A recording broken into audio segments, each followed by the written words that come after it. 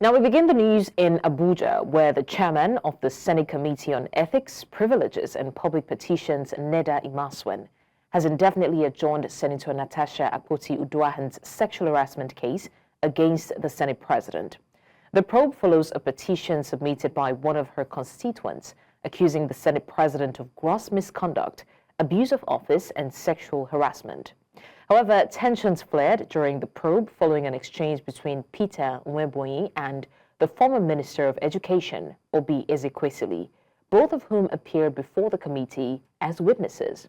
News Central's National Assembly correspondent Sagir Ibrahim reports. On March the 5th, Kogi lawmaker Natasha Akpoti-Uduahan submitted a petition of sexual harassment against the President of the Senate, Godswill Akpabio. It was initially dismissed on procedural grounds, as it was signed by the senator herself, contrary to Senate rules, which led her to resubmit the petition this time through a constituent, Suberu Yakubu.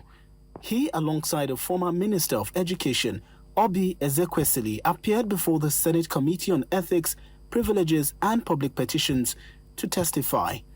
The petitioners, however, expressed concern about the composition of the committee, questioning its neutrality and raising fears of an unfair hearing. We are very serious here. The procedure of this Senate has been explained to you. It's been explained to you clearly. Your client is here. He's the petitioner. He's sitting right in front of us.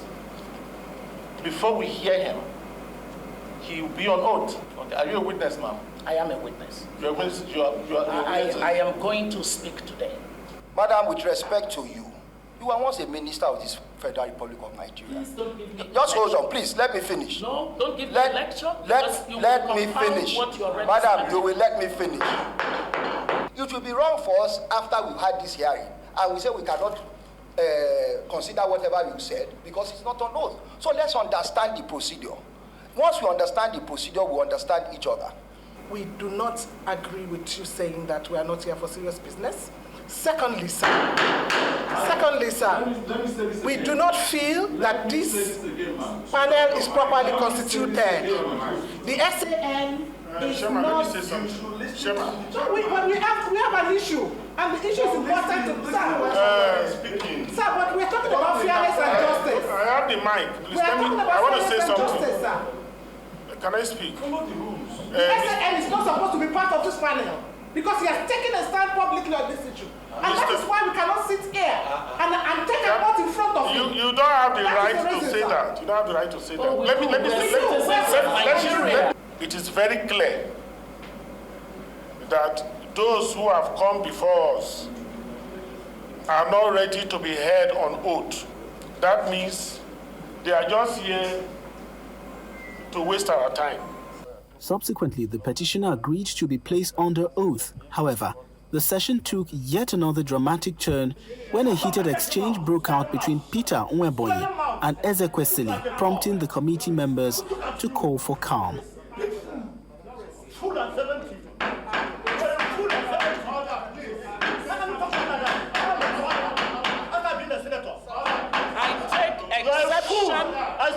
I take exception to a senator. Why are you talking to me like that? You are a disgrace to the Senate. You are an insult to womanhood. You are an insult to womanhood. And you are here to tell the world that you have not changed. You cannot violate. You are here to tell the world that you have not changed. You are. At 70, you have not changed. With order restored, lawmakers clarified the committee's position, yet the petitioner insists he won't proceed as his key witness remains absent. Because if you look at my petition, I stated it there that she's my number one principal witness who will come and testify, oral testification and documentary evidence. Since she's not allowed to be here, I can't proceed further. We cannot jump to recognize any person without hearing from the petitioner. And if the petitioner insists that he cannot speak, it there means no other person will be given the opportunity to speak on the same issue, except that person is coming up with his or her own petition. With the committee unable to make a headway, members moved a motion to adjourn the hearing while also citing the existence of a court case relating to the same matter. Since he has no confidence in us, And he will not talk because he doesn't, on his petition, I move a motion that this meeting, this session should be adjourned. Based on two things. One, the petitioner said he would not speak to his petition because the Senate is biased, or I'm biased, or the committee is biased. Two, the respondent has just told us, and the papers are before you, that this case is before a competent court of law. Therefore, this committee will allow a court of law that will not be biased to handle this matter. Therefore, this matter is closed here at the Senate and is adjourned. While the committee's probe was expected to shed light on the allegations and its implications for the Senate leadership, it remains unclear when the investigation will continue. In Abuja for News Central, I'm Sagir Ibrahim. Now, earlier on, we had the former Minister of Education, Obi Ezekwesili, and the counsel to the petitioner, Dr. Abiola Akinode, join us in the news. Let's bring you their views. I believe that we're reasonable people. You wouldn't say, shut up, or please shut up to anyone without a context. And that context was essentially that he apparently came to the session as a witness for the Senate president. So he wasn't in his capacity as a senator member of the committee.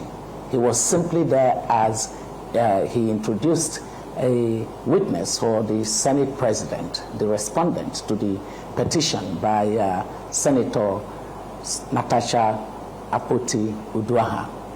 Now, Senator Natasha Akpoti-Uduaghan could not be at that session because, as you know, she was illegally and unconstitutionally suspended from the Senate. And also the person who represented her as the one who signed her petition, according to the procedural rules of the Senate, was the one we accompanied. I accompanied him along with Dr. Abiola Akinode Afolabi, who was also in the place of a counsel to him. And so the beginning of the conversation was actually very inappropriate in the sense that the chair of the Senate, as well as the members of the Senate, basically said we were unserious just because the petitioner, Mr. Suberu Zararuma, had indicated that he wanted to raise objections before taking an oath, and they said he couldn't say anything to them without taking an oath. So he said that the objections I want to raise are material for what I am required to say about the petition. At that point, we had a situation that was very reminiscent of a determination to shut down people on the basis of Senate rules.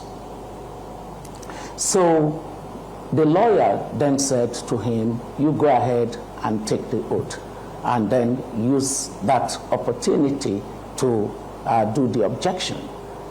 And following from that, I said I also wanted to take the oath as a witness, because I was there in my capacity as a person globally who is the chair of the Women Political Leaders, a flagship organization based out of Brussels that brings together all women political leaders around the world, female presidents, female prime ministers, female parliamentarians, and ministers in governments around the world. I only 2 years ago took over from former Prime Minister of New Zealand, Mrs. Helen Clark. And so I was a witness, also recognized by the committee yesterday. Except that every attempt to say this petitioner needed to be granted his right to make the objection that he had, which were two. He said, number one, I do not have confidence in this committee because it has publicly taken positions that are not complementary to my senator. Therefore, I will not expect that any presentation I make to them will be giving objective response. The Senate members present were actually not ready to go on with the matter, and then they were just trying to provoke us and also to shut us down. There were attempts by myself as a counsel, the petitioner, Dr. Okpebholo, to speak. At a point in time, we even agreed to speak. She even agreed to take the oath and then come in as a witness, which was what they said, that's the rule. What they said the rule was about. But they were not going to allow us. They wanted to subject us to a culture of silence. So it was, while that was going on, that the senator from Ebonyi State had come up with some tantrums, was just screaming, shouting, and we thought that the Senate should have cautioned him at that point in time. And that was when, the crisis started between him and Dr. Obi. He first said he was there when the Senate President and Senator Natasha met in Akwa Ibom. He was actually the one who would come and give is a witness, to the respondent, and that all these women, they are birds of the same feather and all of that. So it started with that kind of thing. And it was at that point that Dr. Obi said, shut up. Because the senators were also trying to tell him to calm down, and allow the proceeding to go on, that it was not possible for him as a respondent, to bring his, to respond to the issues that have not been asked, because we have not clarified from the petitioner, whether the petitioner was ready to go on or not. So there was absolutely nothing for him to respond to. Meanwhile, the Independent National Electoral Commission, INEC, has issued an official statement acknowledging the receipt of a petition for the recall of a senator representing Kogi Central Senatorial District, Senator Natasha. Now, the petition was reportedly signed by over half of the 474,554 registered voters across 902 polling stations in Adavi, Ajaokuta, Ogorimagungu, Okei, and Okene local government areas, and was submitted with 6 bags of documents. But INEC observed that the petitioners did not provide a clear contact address, email, or telephone numbers for all their representatives, except for one lead petitioner. Now, the Commission emphasized that a recall is the exclusive right of voters in a constituency and will only proceed if the petition meets all legal requirements. Let's move on over now to the Green Chambers, where a major step toward constitutional reform in Nigeria has been taken as the House of Representatives in Abuja and has passed 39 amendment bills for the second reading. The bills covering critical areas like the judiciary, legislature, security, and electoral processes aim to reshape governance and strengthen democratic institutions in the country. News Central's correspondent Idong Joseph has more on this. Suspend the rules to enable us take the bills listed in the order paper from number 2 to number 40. Leading the debate on the amendment, the leader of the House, Julius Ehonvere, outlined the bills, their chamber origins and sponsors, which received widespread support from lawmakers. HB 2203, Abbas Tajudeen and Marcos Olobu, honorables. HB 79, Francis Egor Waive. HB 1212, Nnamdi Ezechi, Honorable. Key among the 39 proposals is a bill seeking to hold all elections in the country on a single day, considering the high cost of conducting elections on different dates. Another proposal also aims to decentralize policing and enhance grassroots security efforts. Also under consideration is a bill that mandates the resolution of all election disputes before swearing in of elected officials, as well as a proposal making the Court of Appeal the final arbiter for governorship, national and state houses of assembly election petitions. A bill for an act to alter the Constitution of the Federal Republic of Nigeria 1999 to make the Court of Appeal the final appeal court in governorship, national and state houses of assembly election petitions and for related matters. Second, for legislative reforms, one amendment seeks 6 special seats for underrepresented groups in the House of Representatives, while another proposes empowering the Chief Justice of Nigeria to issue proclamation for the inauguration of a new National Assembly and efforts to streamline government transitions. Additionally, a proposal requiring the National Judicial Council's approval for the removal of all heads of Nigerian courts aims at reinforcing judicial independence was also endorsed. A bill for an act to alter the Constitution of the Federal Republic of Nigeria 1999 to make recommendation of the National Judicial Council mandatory for the removal of office of heads of Nigerian courts and for related matters. Second reading. Those in support of this motion that will be read the second time, say aye. Those against, say nay. The ayes have it. The bills are referred to Committee on Constitutional Review. With the bills now referred to the Committee on Constitutional Review, lawmakers will scrutinize each proposal before making final recommendations. In Abuja for News Central, Idong Joseph. Now, still on this matter, earlier on, we had a constitutional lawyer, Evbareke, join us in the news to look at the multitude of bills that scaled second reading at the lower house. Here are his views.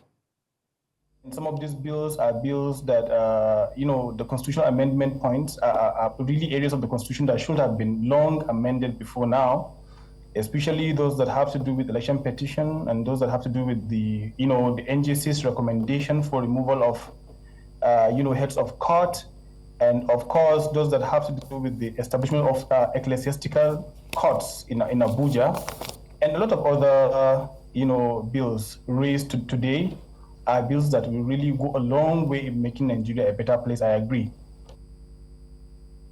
We go on a short break now, and when we come back, we'll bring you more stories, especially on the EFCC rearraigning former National Security Advisor Sambo Dasuki. The news continues shortly. Many thanks for staying with us on news. Now, Nigeria's federal government has flagged off the construction of the Phase 2A of the 17.55-kilometer access road to the second Niger Bridge in Asaba, Delta State, linking the South-South region to the Southeast region. The Minister of Works, David Umahi, during the event says that it is proof of government's unwavering commitment to enhancing national road infrastructure and fostering economic growth. Now, he commended the Delta State government for its commitment to infrastructure development, emphasizing that governance is about improving the lives of the people and ensuring that they reap the dividends of democracy. Umahi assured that the federal government will continue to provide road infrastructure for citizens and ensure the security and sustainability of newly constructed roads and bridges in the country. Vandalization of the infrastructure of Second now will never happen again. We put in CCTV. We're going to direct them to put a stretch of it in your office and also in Anambra Governor's office, so that you people will see that corridor, what is going on there.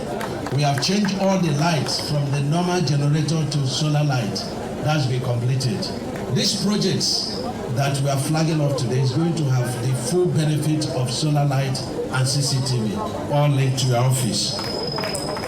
And so the project doesn't stop there. It continues in Onitsha. The Onitsha to Owerri to Aba is all part of the entire stretch. So I assure you that the entire stretch is taking shape, just like we are doing in Sokoto to Zamfara, Zamfara to Katsina, Katsina to Kaduna. Now, the federal government has assured Nigerians of policies that will promote development and good governance for all. This pledge was made at the validation session organized by the Special Advisor to the President on Policy and Coordination. Amadine Uyi has the details. Have a problem with execution. It was a validation session for Nigeria's draft National Policy Development and Management Framework. In attendance were senior government representatives, many of them highlighting the importance of progressive policies to the nation's development agenda. Policy is the hallmark of every responsible government. It is a course of action that determines the direction of the government in alignment with the expectations of the people. Public policy is not crafted in isolation. It is the result of deliberate prioritization, consultation, and collective will. For policies to be truly effective, they must emerge from structured engagements that include both government institutions and the citizens they serve. The Special Advisor to the President on Policy and Coordination, Hadiza Bala Usman, emphasized the need for sound policies, saying issues relating to gaps in policy formulation will be addressed. Recognizing that sound policy making is central to good governance, this administration is actively addressing long-standing gaps within the policy ecosystem.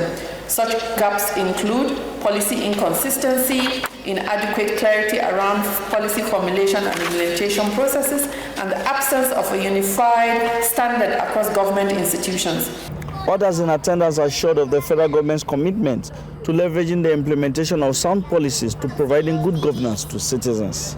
The administration of His Excellency President Bola Ahmed Tinubu GCFR remains unwavering in its commitment to strengthening institutional frameworks, fostering a governance approach that is focused on its citizens, and ensuring that policy serves as a catalyst for national development. The administration of His Excellency President Bola Ahmed Tinubu remains unwavering in its commitment to strengthening the institutional framework and positioning public policy as a driving force for national development. We shall not be passive. We shall not be indifferent. We shall match every executive ambition with legislative purposes, all geared towards giving Nigerians the desired good governance that we promise. The session provided an opportunity to review Nigeria's National Policy Development Guide to help in the creation and implementation of policies nationwide. In Abuja for News Central, I am Amadine Uyi. Now, Fidelity Bank PLC and 3 other defendants have raised objections to the jurisdiction of the Federal High Court in Lagos, questioning its authority to hear charges of alleged conversion of 32 billion naira from Woods Resources Limited's account. The charges filed by the Attorney General of the Federation include accusations of conspiracy, fraud, money laundering, and forgery. The case involves the bank, its CEO Dr. Nneka Oyalikpe, legal practitioner Victor Ukut, and Wuba Oguna Ogo, who is currently at large. The government claims the accused conspired to convert funds from Woods Resources account between 2011 and 2023, violating the Money Laundering Act. Defendants argue the issue of ownership of shares in Woods Resources is under dispute in the Court of Appeal and should be resolved before the trial proceeds. The case has been adjourned to March 27, 2025 for further proceedings. And now, former National Security Advisor Colonel Sambo Dasuki and 3 others were rearraigned before a Federal Capital Territory High Court in Abuja on Tuesday over alleged 33.2 billion naira fraud. Dasuki, alongside Aminu Babakusa, a former general manager of the Nigerian National Petroleum Corporation, and 2 companies, Acacia Holdings Limited and Reliance Referral Hospital Limited, face a 32-count charge of criminal breach of trust and dishonest release of public funds. The rearrangement follows the reassignment of the case by the FCT Chief Judge Justice Hussein Baba Yusuf.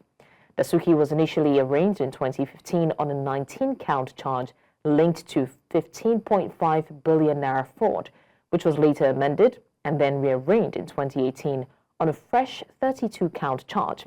The trial was stalled due to the prosecution presenting only one witness, and the case was indefinitely adjourned.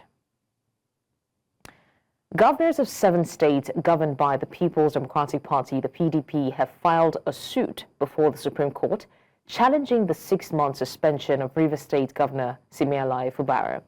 The suspension, ordered by President Bola Tinubu after declaring a state of emergency in Rivers on March 18, also affected Fubara's deputy and members of the State House of Assembly. The governors argue that the president lacks constitutional authority to suspend elected officials or dissolve a state legislature under the guise of a state of emergency. They also contend that the National Assembly's voice vote to approve the emergency declaration was unconstitutional, as it did not meet the required 2/3 majority. The governors are seeking a Supreme Court declaration to nullify the suspension and the appointment of a sole administrator for Rivers State. And now, the Rivers State chapter of the Nigeria Labour Congress, NLC, is demanding implementation of the new minimum wage, even as the state of emergency imposed by President Tinubu takes full effect. Chairman of the NLC in Rivers State, Alex Agwanwo, says the proposed 85,000 or 85,000 naira minimum wage for Rivers State was just about to be implemented by Governor Fubara before his suspension. He added that the union may be forced to take decision or decisive actions rather if the emergency rule is not reversed.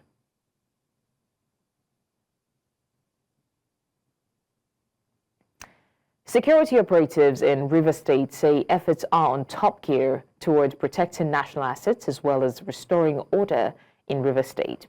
During a press briefing at the police headquarters in Rivers State, the security joint team comprising of the Nigerian Police, the Nigerian Navy, Nigerian Army, Nigerian Air Force, Nigeria Security and Civil Defense Corps, and the State Security Service disclosed that several vandalization attempts on all facilities have been foiled since the declaration of emergency rule in Rivers State.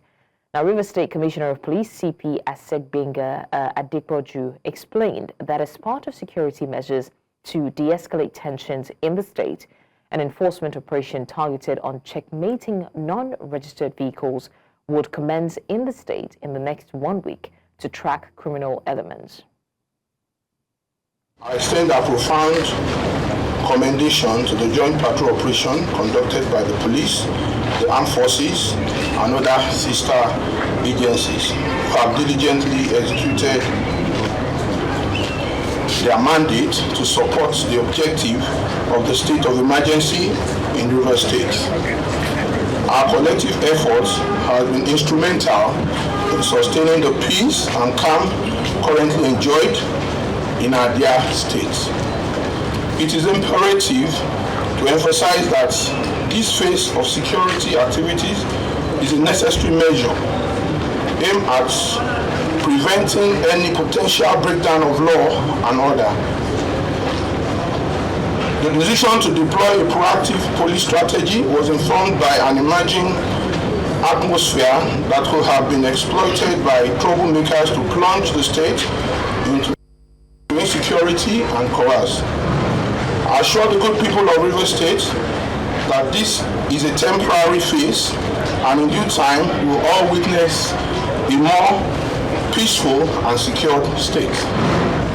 Furthermore, I must stress the critical importance of securing critical national assets and infrastructure within Rivers State. These assets are vital not only to the people of Rivers State,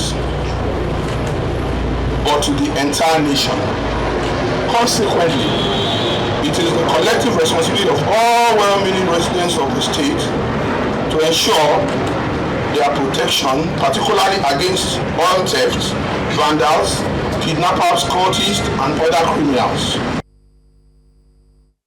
Now, the trial of the 11 #EndBadGovernance protesters has resumed at the Federal High Court in Abuja as the defendants continue to challenge the charges filed against them by the Nigeria Police Force. The case, which stems from mass demonstrations in August 2024, has sparked national and international concerns over civic rights and judicial fairness. The persistence in in the vacations or adjournment is taking toll on our clients. Some of them come from Lagos. My client came from Jos. This is all we flew. So the cost is taking toll on us. I think our advice to the government is to do the needful by discontinuing the case. These people were just fighting for their rights of protest, which is allowed by the 1999 Constitution as altered. I urge the Mr. President to rein in this unlawfulness and illegality. He is a product of protest. And so when he came in, we saw him that at least he will allow this thing to flow, whatever it is. So we want to ask that the AG Federation should please withdraw this matter. The Edo State government has designated over 3,000 hectares of land for farming, which will be spread across the 3 senatorial districts of the state. This is in consonance with President Bola Tinubu's administration policies on national food security as enshrined in the president's Renewed Hope agenda. The state governor, Senator Monday Okpebholo, disclosed this during an inspection visit to the state-owned cultivated farmlands, a move he believes will bolster food sufficiency for the state and its neighbors. Now, while taking the governor on a tour of the farm settlement, Permanent Secretary of the Ministry of Agriculture, Dr. Osage Peter, notes that the initiative will provide adequate food production during the current farming season upon completion. About 500 hectares plus of land, right? So we are doing more. We are going to do about 3,000. This is the first stage, and the other side of Edo Central and Edo North, we're also having similar in those part of Edo State. So we are ready to farm, and we are not going back. As far as Edo is concerned, it's back to farm. These are about 60 hectares that we have already cleared, preparatory for tractorization. By the time we are done with the tractorization, His Excellency Sir, at about 5 hectares per farmer or farmer group, this place will be able to accommodate about 250 active farmer heads. And that will be guaranteeing food security to a great extent in Edo South and beyond. Now, experts have urged users of artificial intelligence and other social media platforms to ensure true and reliable content and shelve hate speech as well as the promotion of violence.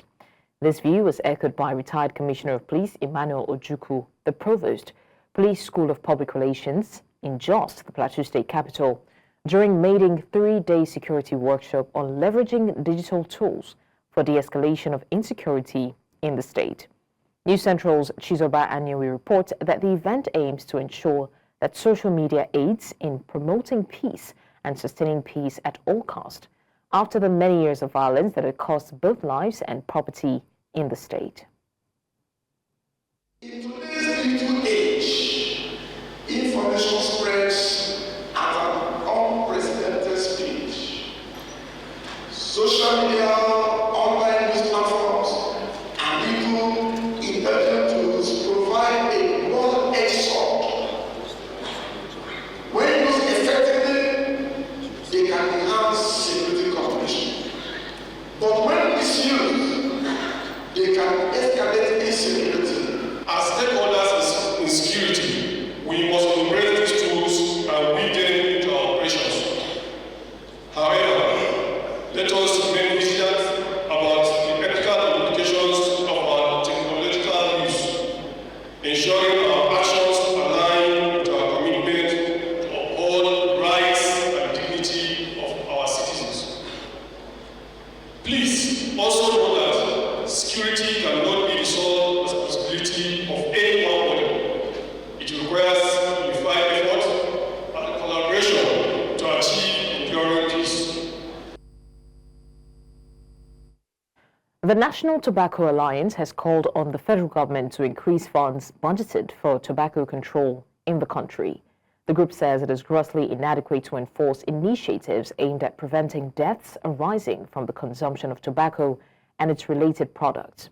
Now, members of the alliance, while speaking to newsmen in Abuja, criticized the allocation of a mere 13 million naira to tobacco control in the 2025 budget, calling for an upward review to a minimum of 300 million naira.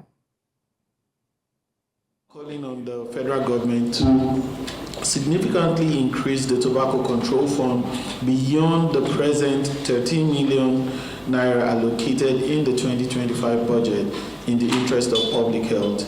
We reiterate our call for an upward review of the allocation for tobacco control to a minimum of 300 million in line with the provisions of the National Tobacco Control Act.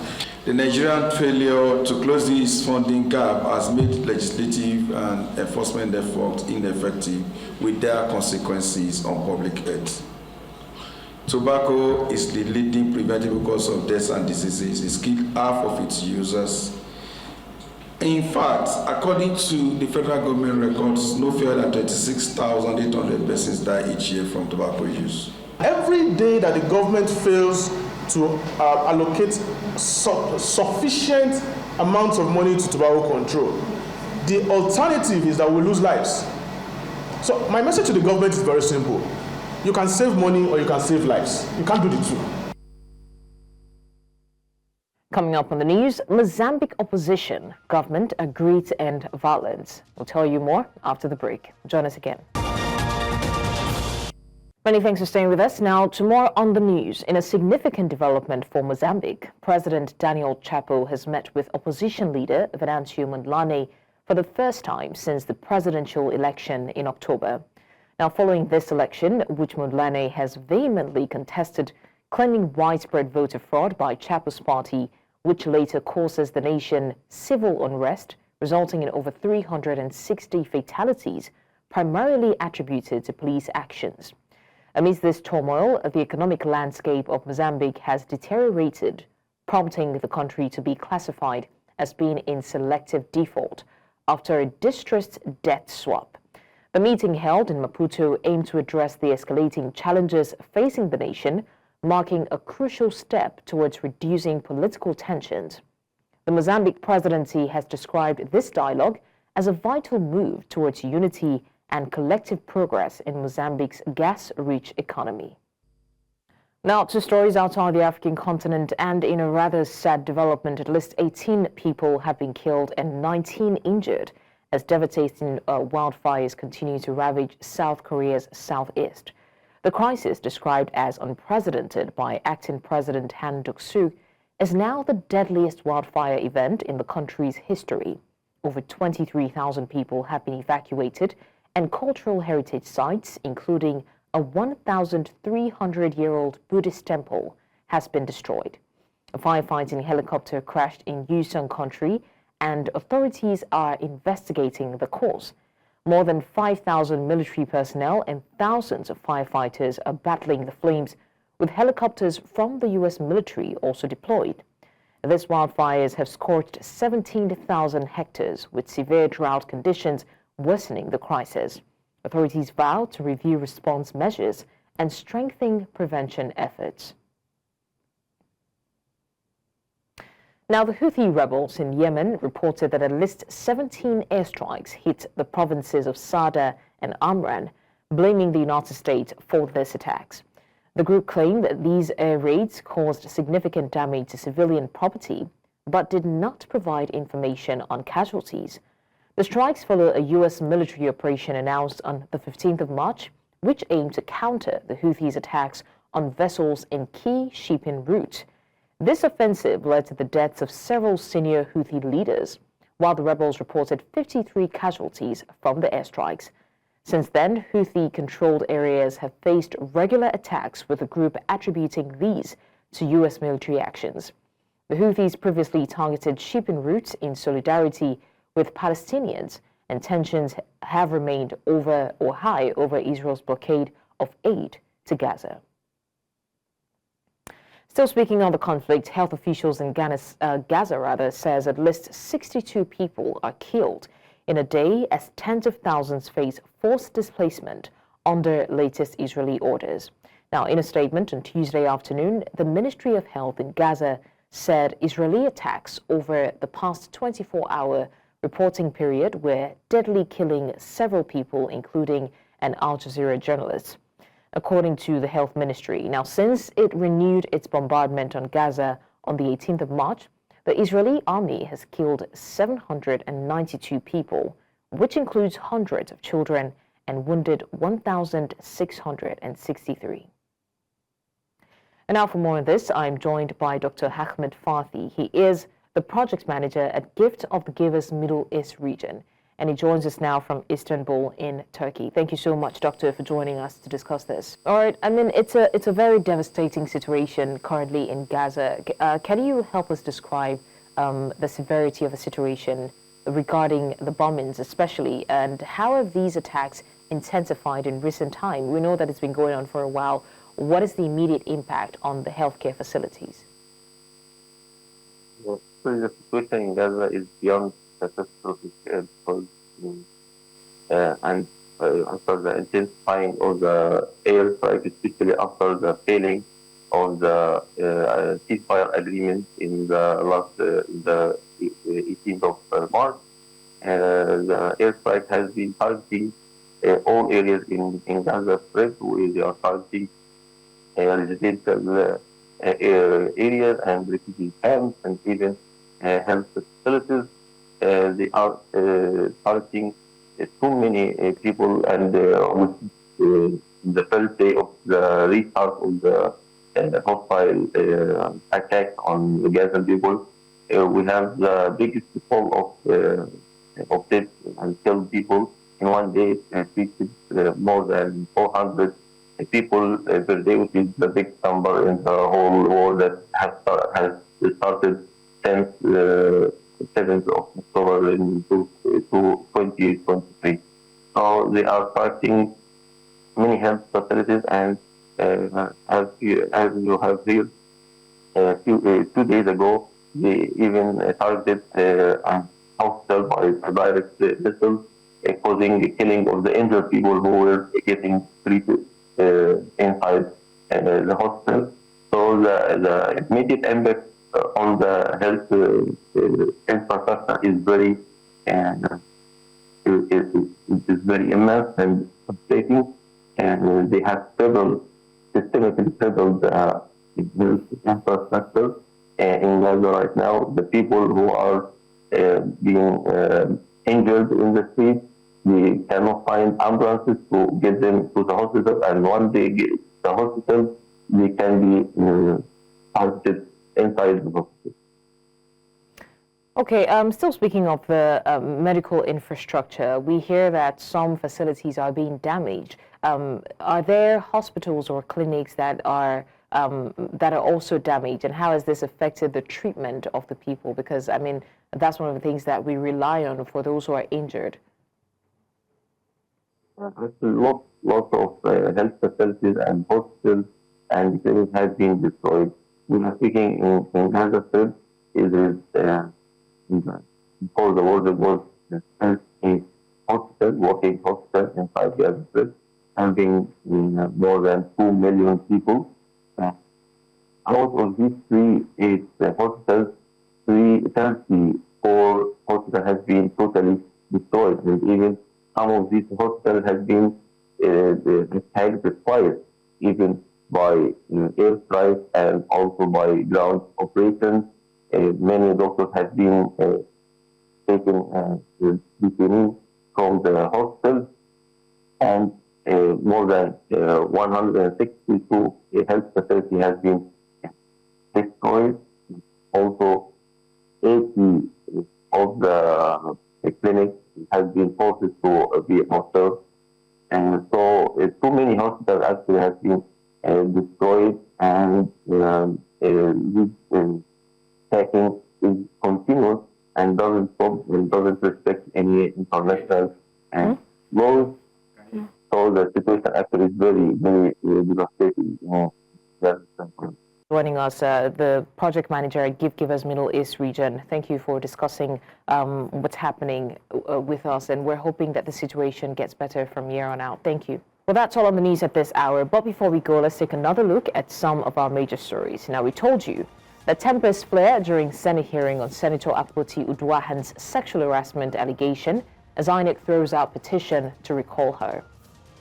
We also mentioned House of Representatives passes 39 bills on constitutional amendment for second reading in Tuesday's plenary.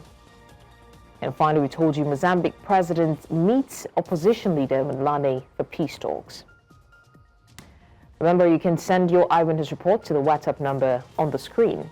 And also follow us on social media. We are at News Central Television. You can watch News Central live on DSTV channel 422, GoTV channel 23, StarTimes channel 274, Avo TV, and YouTube.